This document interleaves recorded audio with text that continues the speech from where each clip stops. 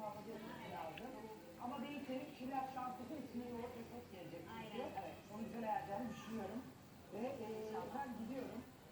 En güzel günler en güzel canım geleceğim. 2 saat sonra görüşürüz. Hadi başarılar. Görüşmek üzere.